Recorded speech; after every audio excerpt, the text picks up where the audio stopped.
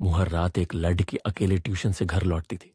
उसका नाम रिया था और ठीक रात 9 बजे एक भूरे रंग का आवारा कुत्ता हर रोज उसके पीछे पीछे चलता था।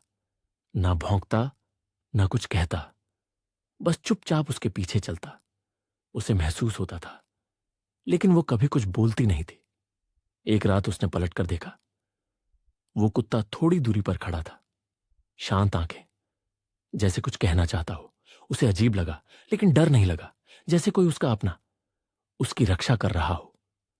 उसी रात 2 नकाबपोश आदमी अचानक उसके सामने आ गए। उसका बैग छीनने की कोशिश करने लगे।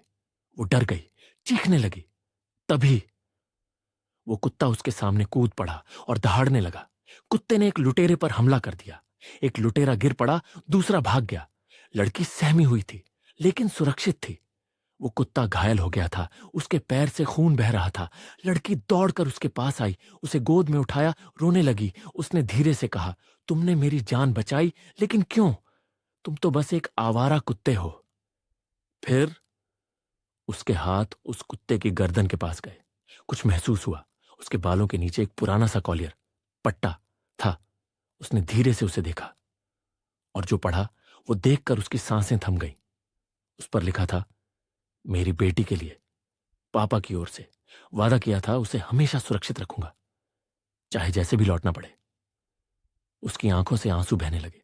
उसने धीरे से कहा, पापा। एक हल्की सी हवा चली और उस पल उसे यकीन हो गया, पापा वापस लौटे थे, एक कुत्ते की शक्ल में, सिर्फ अपना वादा निभाने। अब हर रात वो फिर उसी रास्ते से लौटती है, लेकिन अब वही कुत्ता उसके साथ चलता है। उसके पैर पर हल्की पट्टी है, लेकिन चेहरा मुस्कुराता है। और उनके ऊपर आसमान में एक नरम सा उजाला चमकता है, जैसे कहीं ऊपर।